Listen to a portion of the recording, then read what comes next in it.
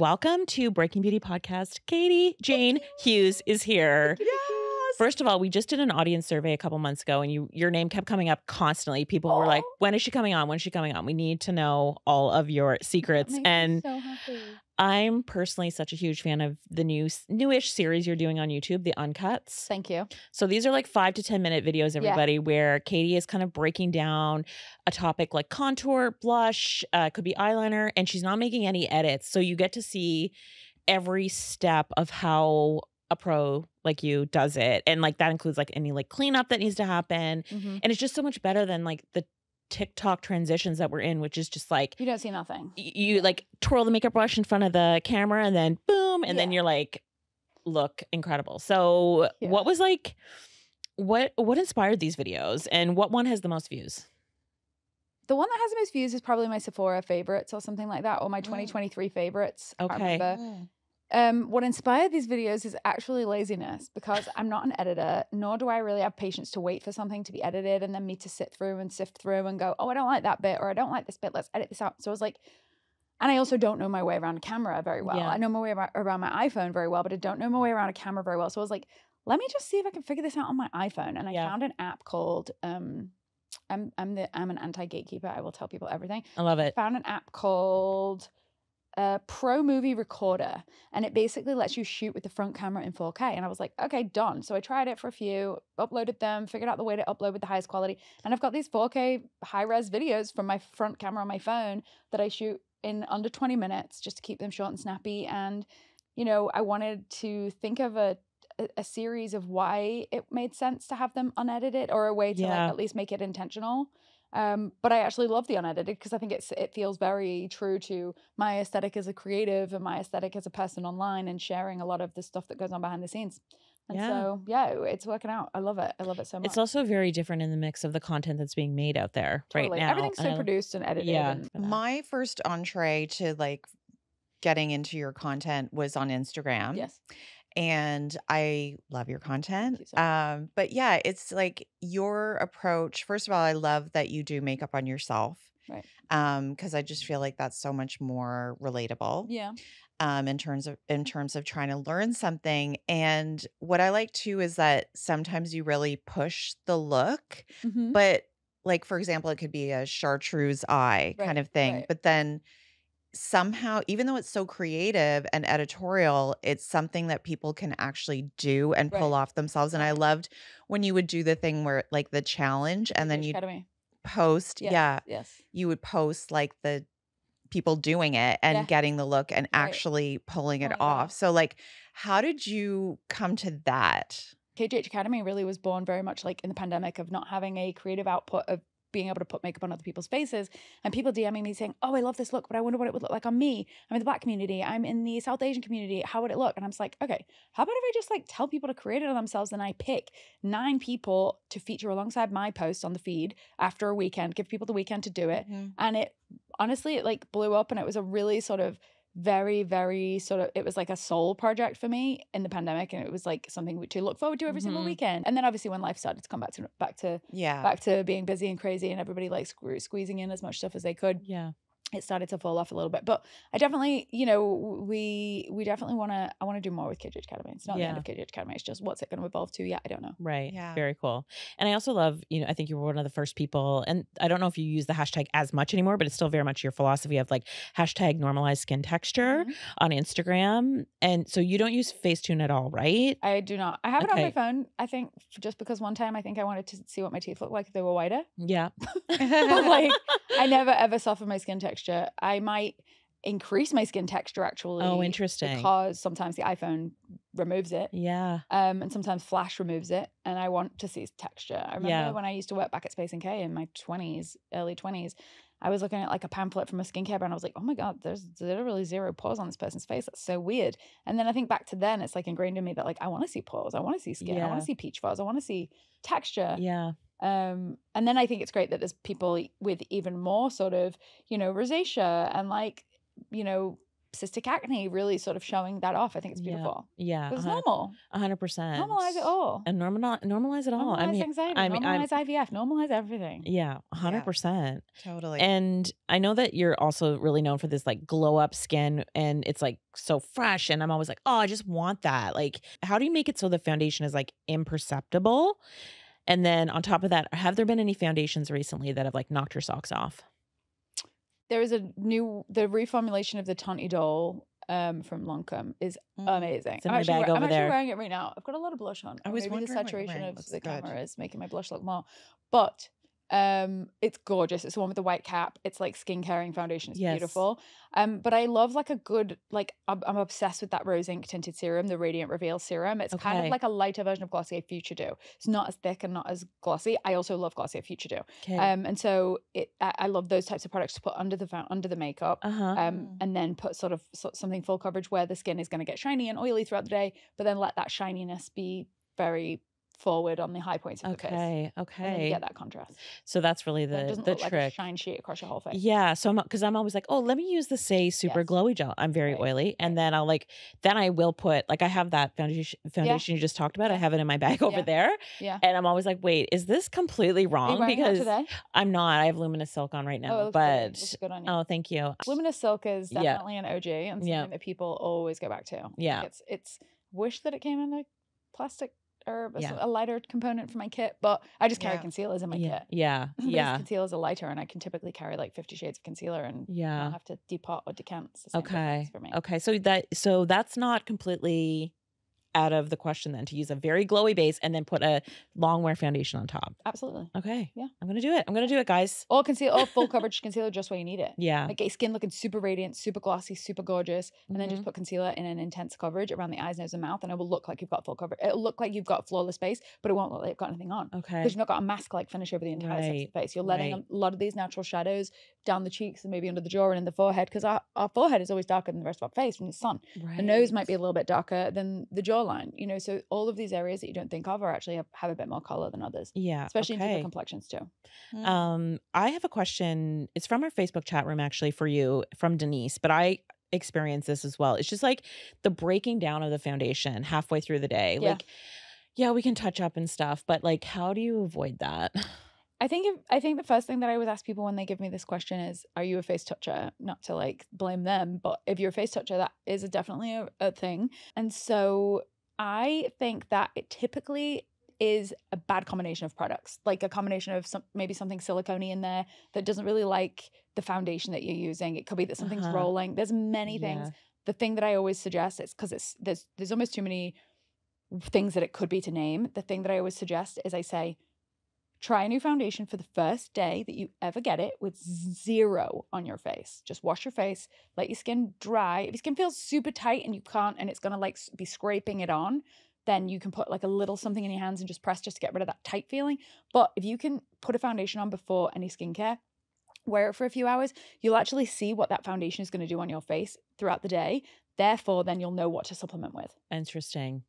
A good point. Like it makes it when you try it, you'll be like, right. You'll see naturally, like maybe where your oil's coming through or what have you. Yep. And you'll see like, oh wow, I'm a little bit this, and also with pores, foundation being sort of being more visible on the pores. Beauty blenders are really great for that, or just like pressing it in. Sometimes when you sweep too much with a brush, you're just gliding something over and not really kneading it and melting it into the skin that much. If you really sort of start to push something into the skin a little bit, sometimes it can lift off. That could be a dry skin texture. You need to exfoliate a little perhaps, but that sometimes sweeping with a brush makes those pores look more visible. So you just got to kind of dab it in.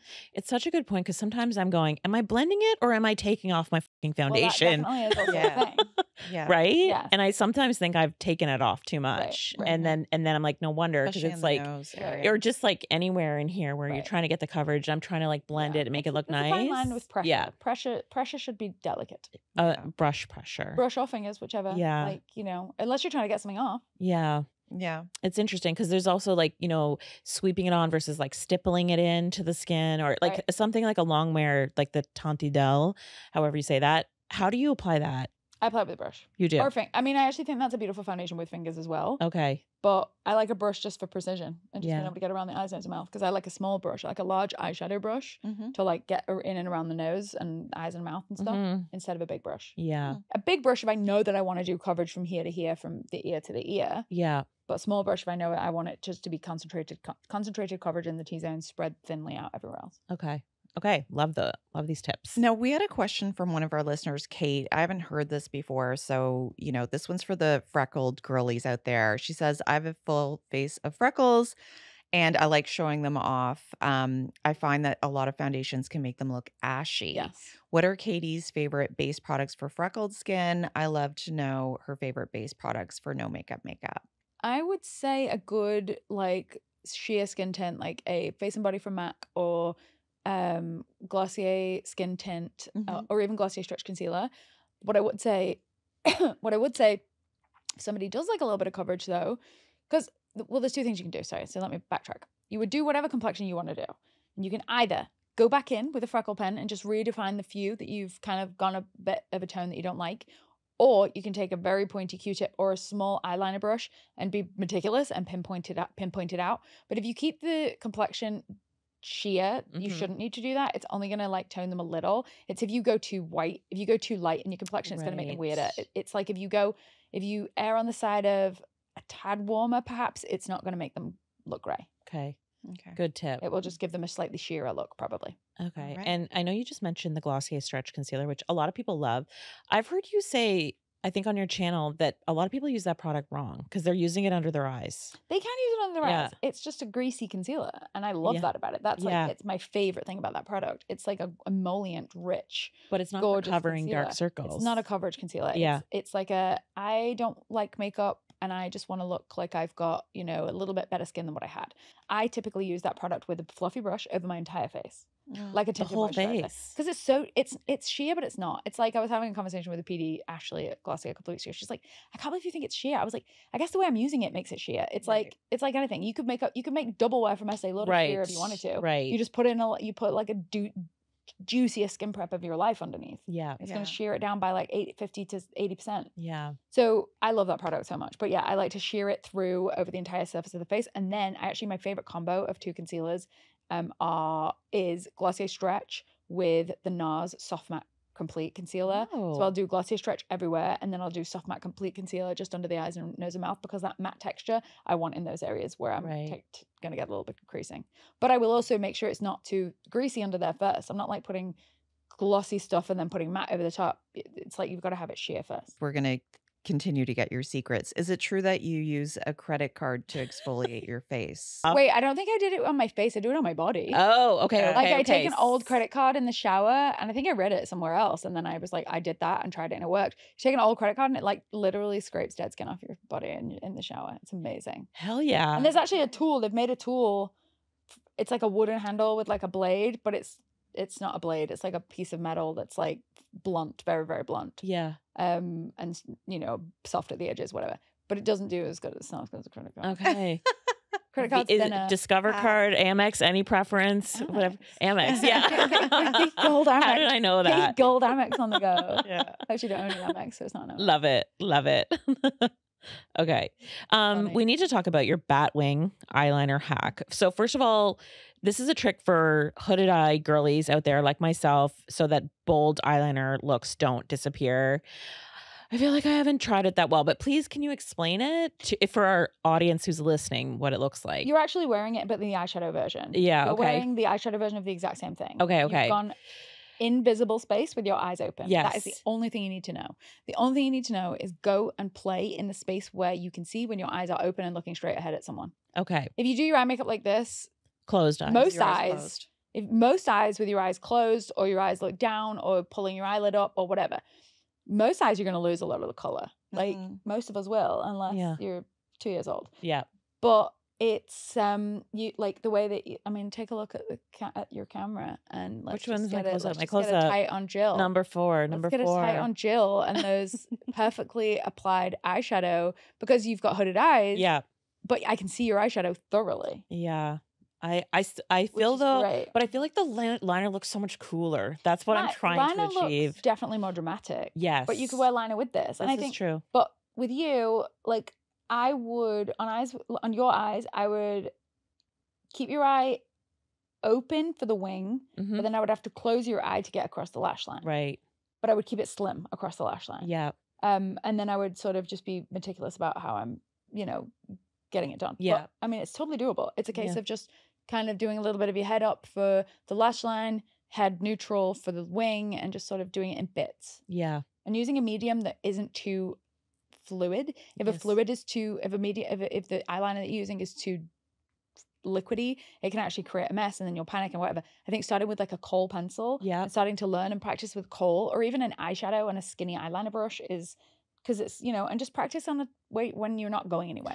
I do it like right before bed, basically. Yeah, perfect. And then you take it off. And right. Like, who cares? And it's muscle memory too. And it's also the angle of your hand kind of changes everything. It's like if I went and did eyeliner like that with my arm down here, my eyeliner is going to go down.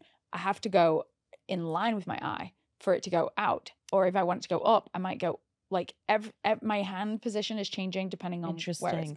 Yeah. So holding your elbow down by your side is not the best position. It's holding. Actually, that is good because you're giving yourself stability, but the placement of the pencil in your fingers is very important. Should be like parallel to your eye. Parallel to your eye if you want it to come out of the side. Okay. But also, that said, this is counterintuitive to all these tips, but if any of those things are something you're not doing and you're getting what you want, don't change it. Yeah. Fair. It doesn't matter as long as it works for you and makes you happy. Anyway, so fascinating. Do you use eyeshadow primer? I don't actually. I don't love them. I find that they sticky the shadow too much, and I then can't blend the shadow over the top. I think I like, for my priming technique, just a tiny bit of concealer and some powder. Yeah. But I do think that some people do need primer. Like if somebody's like an eyeshadow wearer, I would imagine you like a primer for your eyeshadow. I do. Although I have to admit my favorite one, which is from Urban Decay, and I've used it for years. I think there's like a slight, I don't know, it's tacky, right? It's almost like a glue element. It's starting to make my eyes water. Like as I've gotten older, it's like irritating a little more. Have you tried the milk one? No. That one might be nice for you. Okay. You should try that one. I like the milk one, and I kind of like the Too Faced ones too. But yeah, I don't like live by a primer. I'm like a primer, no primer person. Okay. Love it. Okay. What about mascara? Is there a trick for not letting it smudge all over your lids when applying? Yes, looking down into a mirror. So if you look, if this is your mirror, my hand, I've changed my eyelash position like tenfold. My eyelashes are now down here versus in line with my lid. Right. So if you look down into a mirror, you'll get much more seamless application as far as it being on the skin. If you do get it on the skin, let it dry, take a spoolie, a soft spoolie, not a hard spoolie. Could be an eyebrow wand, it could be an old spoolie from an old mascara that was soft and you just cleaned it and kept it because they're totally usable. They're makeup brushes inside those mascara tubes. And then you just buff it off. Because you got to let it dry till it gets like crunchy and then you flaky and then you flick it off. And I need to ask, what would be the eyeliner you would use to batwing Jill's eyes? I would use probably the Vive Muse one or the Surratt Beauty one, or I would use Fix Plus from MAC with a bit of a black eyeshadow. But that isn't going to give us insane longevity, but I would probably do...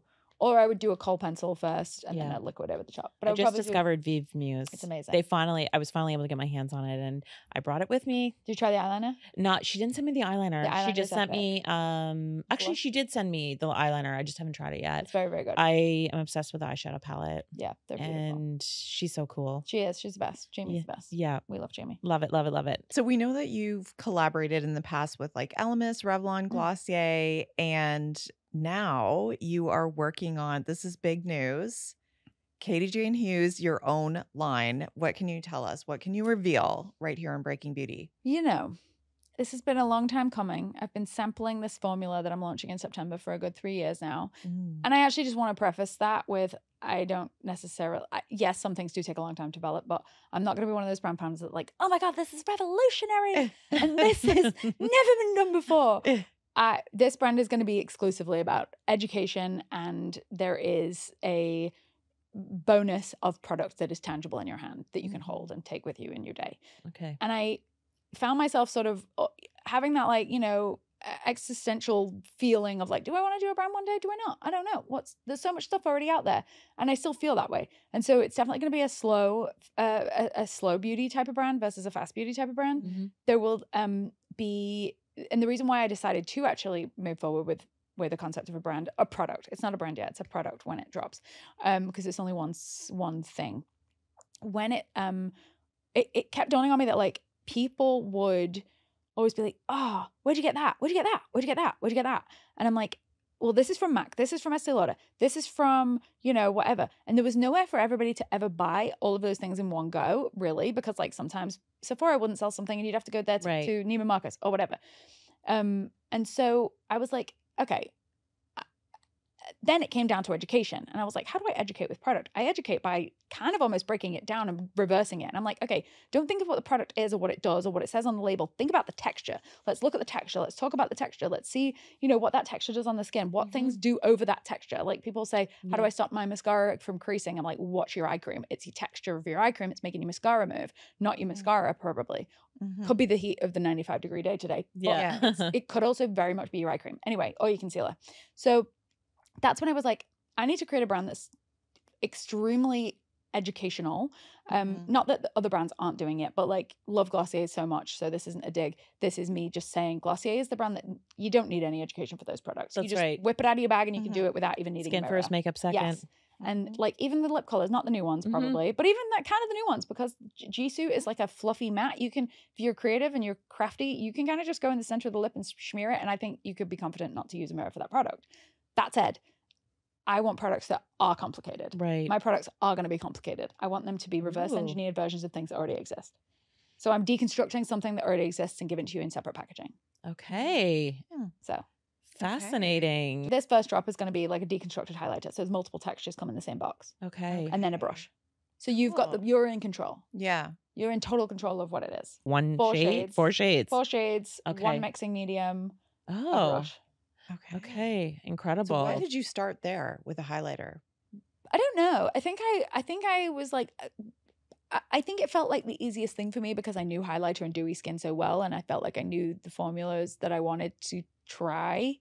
And I sampled a cream formula from a Canadian lab in a stick, and I was like, I want this, but I want you to take whatever that wet thing is inside that's making it a cream and separate it and give it to me in a tube. And then put that cream, shiny, glossy, shimmery stuff with the pearl in a jar and make it more intense and make it more opaque and make it more of everything. Yeah. And then I want to be able to say to the consumer, the user of this product, take a drop of the serum of your oily, mix it with the creme. Take 4 drops of the serum of your dry, mix it with the creme, and tap it on your face. Oh, interesting. You can use it on eyes, lips, and face, everywhere. Okay. Yeah. Okay. And the brush is the brush is new? like a beautiful angled brush. The packaging is green. The packaging is green. We're probably going to change the color of the packaging with each evolution of a category. Oh, wow. I don't want like your dressing table to be like, oh, okay, that's green. That's my cheek stuff. Oh, that said, everything's going to be able, as much as I can. With this brand, I don't want anything to be specific to that one area. Like I'll very much be like, oh, well, if it's a lip product, I also want it to be safe for the cheeks, vice versa. Right. So, but I just kind of want to, everything's going to have its like, you know, general category, right? So it's going to start with like a green on teal color story. The next product that I want to do will have like a purple on mulberry color story. So like, I'm so much more inspired by color combinations than I am like anything else. I think color stories, like I remember driving through like Notting Hill one day and seeing 3 houses that touched in like on one of those cute streets and nothing else. Like, oh my God, those houses are so pretty next to each other because the colors worked. That's right. One time I opened my tumble dryer and there was a red sweater, a pink, the dark red sweater, a pink sweater, and then like something else, and then a even darker red again, and 3 colors next to each other. And I was like, took a picture of it, and I went and created a makeup look inspired by those colors and used it as a carousel because it's just like inspiration is everywhere. Yeah, so truly everywhere. It's true. I love this concept because I was saying to Jill that there's something that kind of sad happened when the industry shifted with content creators from YouTube, which was all about tutorials. Yeah. And then that was oversaturated and everything moved to like the 5-second video on TikTok. Yeah. But it was like the evolution of the tutorial kind of got lost in the process. And I was like, for somebody like me who is not a makeup artist, I don't have time to watch a 50-minute video, but I still need that education. Like I need that help. So, and I said to Jill, I was like, there's actually a real opportunity here for, you know, certain people to step in, which I feel like you've done so well. But I love that there's now kind of like a brand to go with that ethos. Yes. It feels like. Yeah, I mean, don't get me wrong. I'm definitely not the only person doing it. I think Violette does an amazing job of educating with her content around the brand. I think she even started obviously with her educational platform on YouTube. It was beautiful. But and so, you know, but everybody, what I've learned so much over the years of teaching so much on YouTube and on social, because YouTube's new, is that everybody learns very differently from different people. It's almost like different people's voices kind of click in people's heads. And that's why there is so much room at the table for everybody. And there should never be like this, like, oh, gatekeeping situation, because I can show a makeup look, somebody else is going to be able to create it identically the same because they don't have my hands. Not saying that in an ego way. It's just fact. It's like I was talking to a hairdresser friend about it. She's like, I could give somebody my whole kit and show them how to do the look, but they're not going to recreate it the same because there's nuances that we each have differently, and that's what makes it beautiful because we're different. And I even saw you like recreated the Patty Duberoff Sophia Richie makeup, and it's like it's gorgeous. It's just a slight different. Yeah. It's literally, and so I think it's important that we'll share the space and we'll honor each other. But I do agree heavily that like I'm exhausted on social media these days because everything is so fast, and it's almost like that fast then affects you in a way that then affects you when you're not even on social media, because then I think everything else feels like it has to be that fast for you to be able to get loads of stuff done. But it's like I'm like a critical list maker. Like I make a list every single day and I tick off my things at the end of the day, and it helps me feel like I've gone about my day. And if I don't do that, I'm not like together, or I don't feel buttoned up. But the whole like super viral, everybody wants something to go viral. That's the feeling these days, which is sad really in a way, because it's a sad feeling to feel that like you're just on the rat race of like, you're on the hamster wheel of feeling like something has to, and I just wish that we could like strip it back a little bit, which is what I'm trying to do with YouTube essentially. It's just strip it back and bring a little bit more slow and a little bit more. And that's why sometimes with my voiceovers, even on my fast, speedy reels, I'm like, hi, welcome. I didn't do it intentionally. I just started because my husband sleeps 10 feet away from where I'm making my voiceovers. I once was just like, let me just be a bit quiet because Tarek's snoring up there. Right. And then people are like, oh my God, your voice is so soothing. And then it kept happening. I was like, okay, great. So I'll keep doing this. This is fun. It's a thing. It's a thing. What's been anything surprised you like about this product development situation? Like, or did you surprise yourself where you were like so assured in what you knew that you wanted? Or I would be horrific, I think, in a product lab because there'd be too many choices. The other day I was on a lab in Canada and there was so many choices of like new innovation that I was looking at. I was like, oh my God, I would love to develop that. I want to develop that. I want to develop that. But you have to like slow down and be like, okay, but why do I want to develop that? And does it already exist? Right. And if it doesn't exist, if it does exist, how do we change it and make it different or better? And so definitely packaging is the hardest part. I have a packaging consultant, thank God. She is amazing. And I could not do it without her. She's like the one that's like telling the lab, like, no, this just is not good enough. You need this to not leak. This has to, be tighter. This has to be this, like this logo is like off, whatever. Formula is very much like in my wheelhouse. I'm very comfortable with formula. Ingredient lists, that's a cosmetic chemist situation. And I'll get there in time, but I'm doing my due diligence and hiring the right people to be able to like make sure that I'm doing everything appropriately and correctly. But formula and texture and what something does and performs is like, I fucking love it. It's so fun. That's so fun. It's so fun. I'm so excited to get my hands on it and play with everything. We don't have a ton of time with you, but I did want to ask you, because you work with so many high profile celebrities. You did Hailey Bieber recently.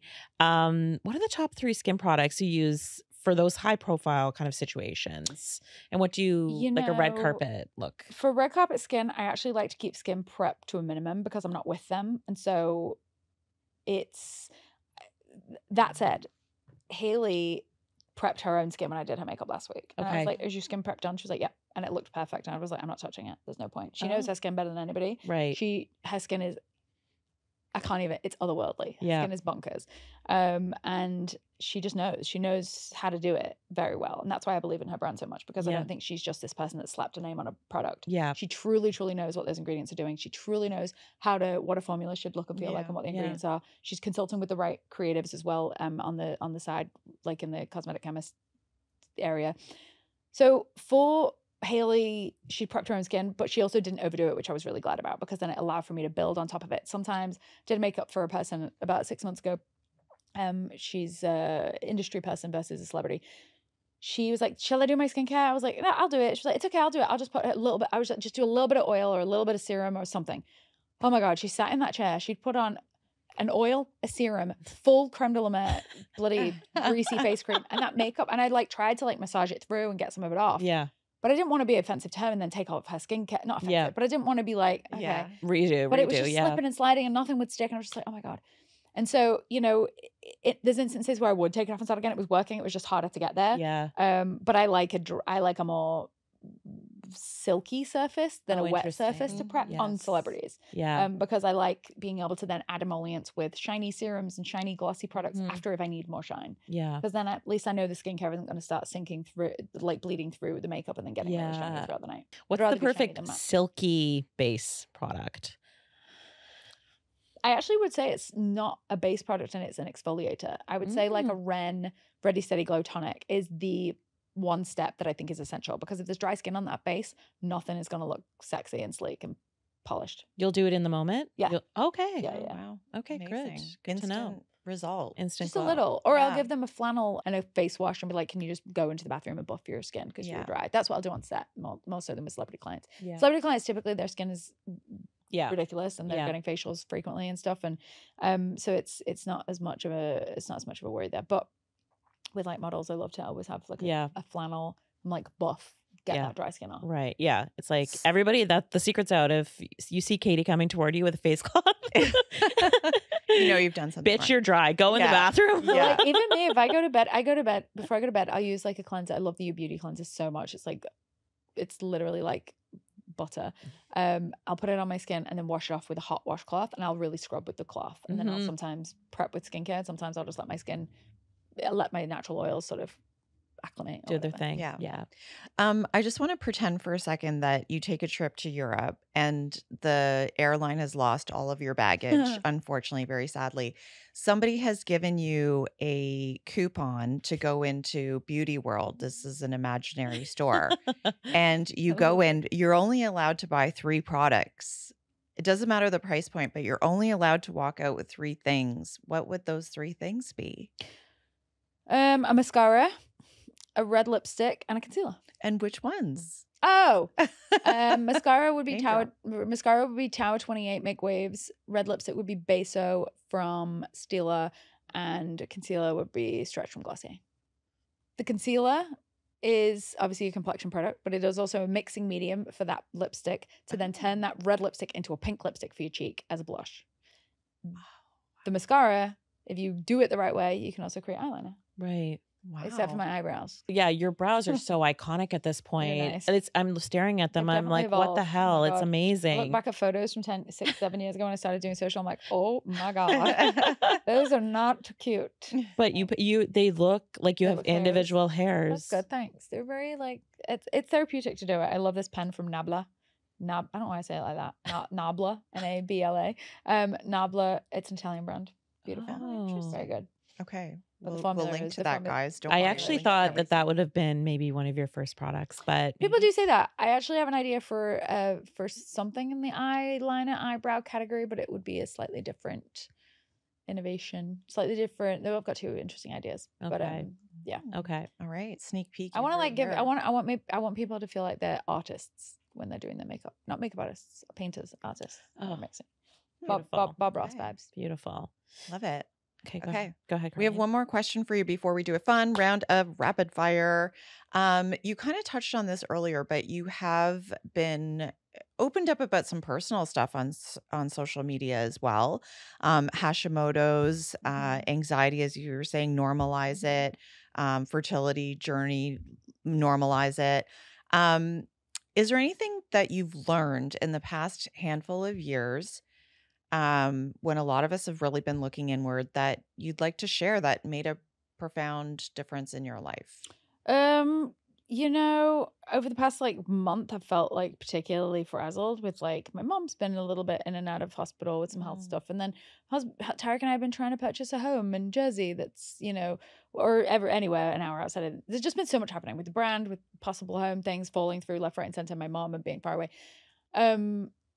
And just taking time to be still and to just not just to focus on something that brings you joy. For me, it's cleaning the house with loud music on and just dancing around and being silly and goofy. But the thing that's truly helped me in like a way that that I think would impact other people more profoundly than what I just said is there's an app that I discovered last summer before I was about to travel. I'm a nervous flyer.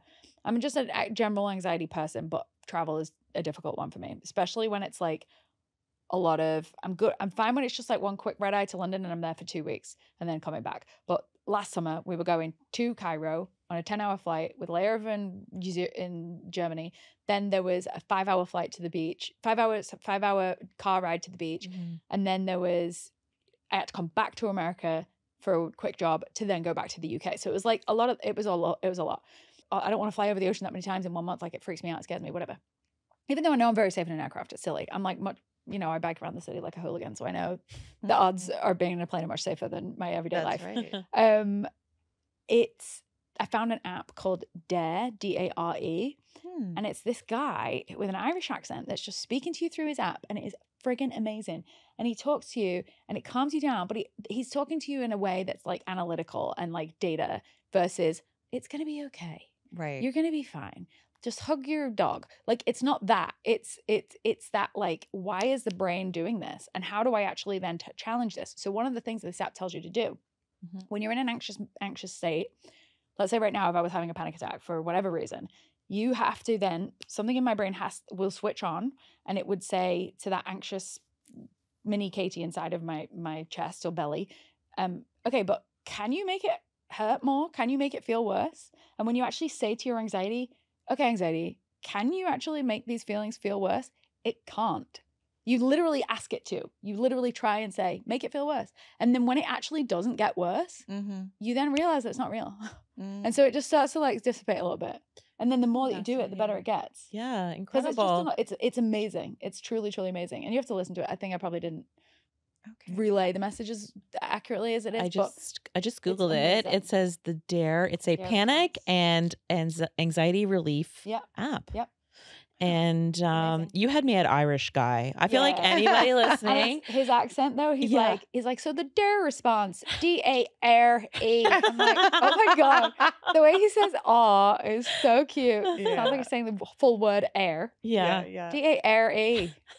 Love it. Bloody great. Oh my gosh, that's a great impression. Yeah. And thank you for sharing that. I feel like that's gonna really help you. Oh, it's amazing. Yeah. It's truly the best app I ever downloaded. Ever. Okay. Well, let's do some fun rapid fire. Jill, kick it off. Okay. Katie Jane Hughes, what is the oldest makeup item in your kit that you just can't quit? Oh my God, that's really hard, you guys.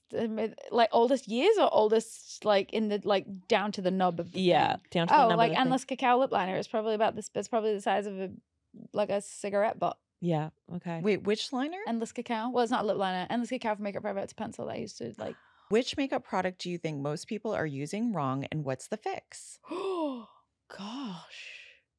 Having your brushes loose in a makeup bag with your products floating in there as well, because there is no way those brushes are clean because of that. Yeah. Yeah. They should go in a tiny little Ziploc bag, punch a few holes in it to keep them aired out. Okay. The tiny little Ziploc bag can then go inside your makeup bag. Separate that shit. Okay. Okay. And a sharpener. Sharpener should always go in a Ziploc bag inside your makeup bag. Okay. Separate. Yep. Okay. Oh yeah. Made a mess out of those before. Okay. These are hard. Okay. No.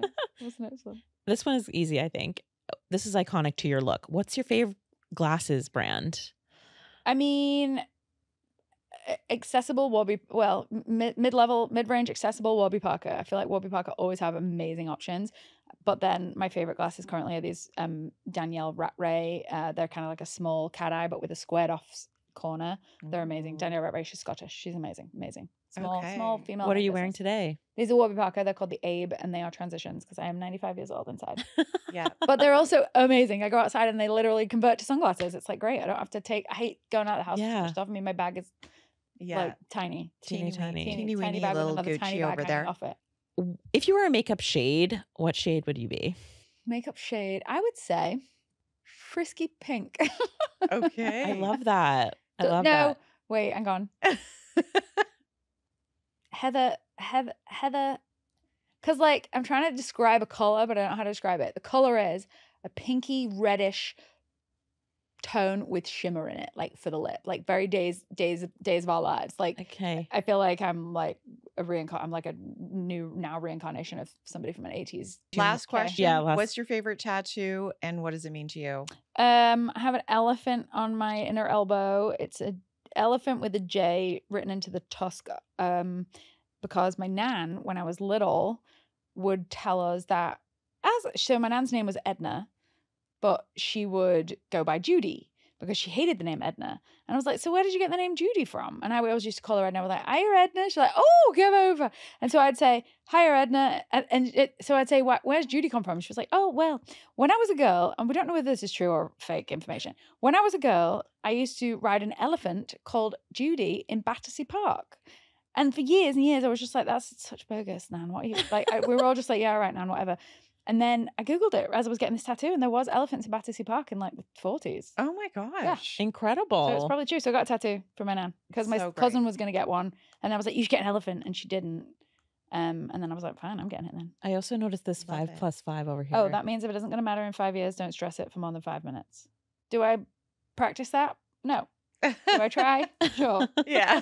I love it. Well, thank you so much, Katie, for spending time with us. Thank you for having me. We know that you're so busy, you're so in demand, and I'm so pumped for you and your brand. Thank you. I'm very excited. I know that our audience is going to be chomping at the bit to try it as well. So thank you so much.